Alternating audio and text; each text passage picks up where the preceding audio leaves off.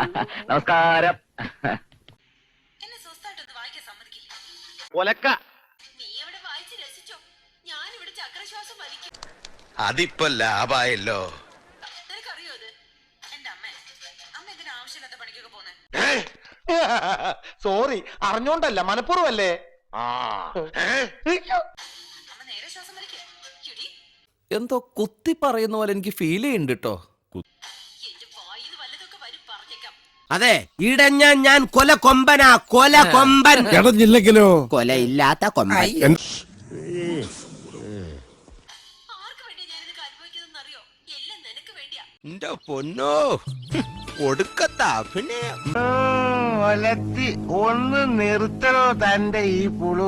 നിനക്ക് മാത്രം. എനിക്ക് വേണ്ടി അമ്മ ഒരുപാട് കഷ്ടപ്പെട്ടു. അയ്യോ, ഓർമ്മിപ്പിക്കല്ലേ പൊന്നെ.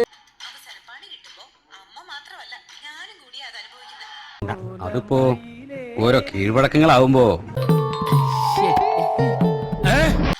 അതും ഇതും പറഞ്ഞ് സമയം കളയാതെ ഞാനിവിടെ മുള്ളിച്ചവിട്ടി നിൽക്കാം. ഇമാതിരി ഭദ്രാവതി കോമഡി അടിച്ചാട്ടല്ല. എത്രയും വേഗം കാശ് കിട്ടിയില്ലെങ്കിൽ ഞാൻ പെട്ടുപോകും. ഒരു മാറ്റവും ഇല്ലല്ലോ. അമ്മ പറ, ഇപ്പൊ ഞാൻ എന്ത് ചെയ്യണം? അത് ഡ്യൂപ്ലിക്കേറ്റ് നെക്ലസ് റെഡി ആയിട്ടുണ്ട്. നോണ പറയാതെ എന്റെ ചേട്ടാ. അതും കൊണ്ട് ഞാൻ നിങ്ങളുടെ വീടിനടുത്തുള്ള അടുത്ത പണി. പള്ളിക്കടുത്തുള്ള ആ ഫ്ലാറ്റിനടുത്ത് വരാം. നടക്കണ കാര്യം പറയടാ. നീ ആരും കാണാതെ അവിടെ വരണം.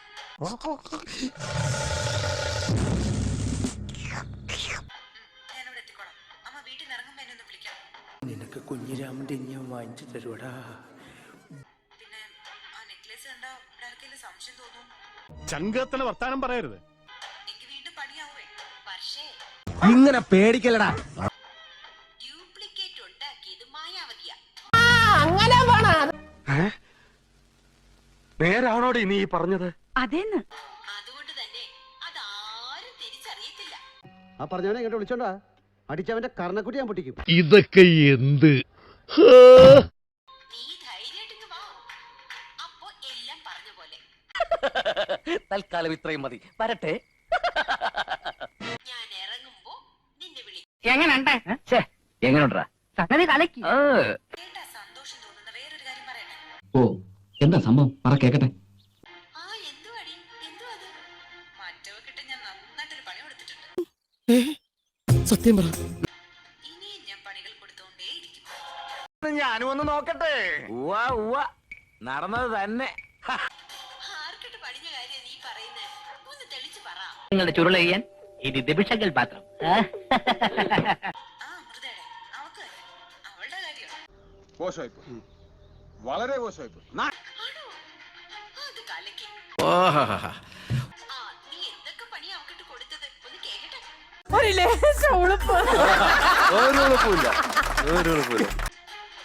ഒന്ന് വിശദമായിട്ട് പറയണേ. അങ്ങനെ പറയാം.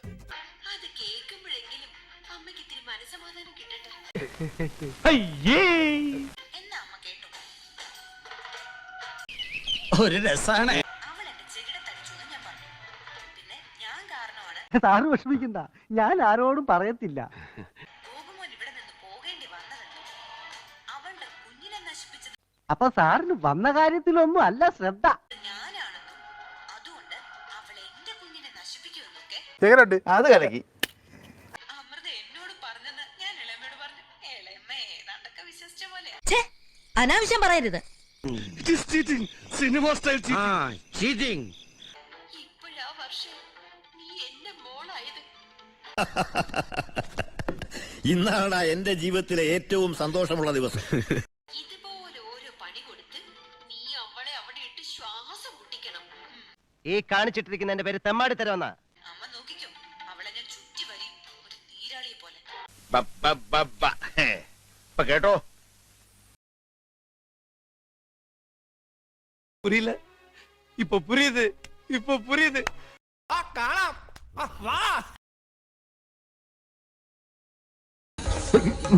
കണ്ടു കാണുമെന്തോ ശിവനെ.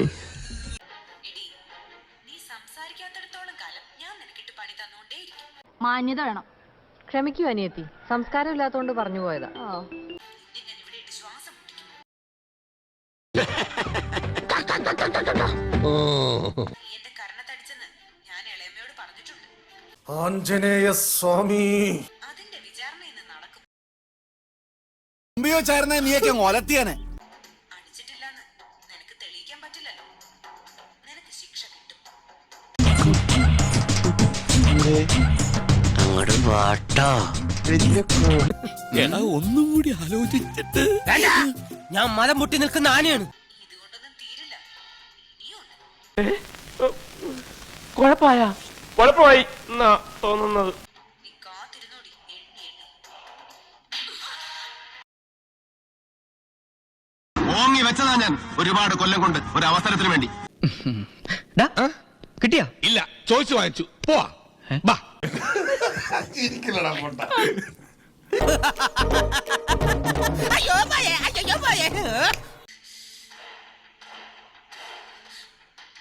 ചെവിയും കണ്ടൂടാ കണ്ണും കണ്ടൂടാ. ശിവനെ ഇത് യാത് ജില്ല.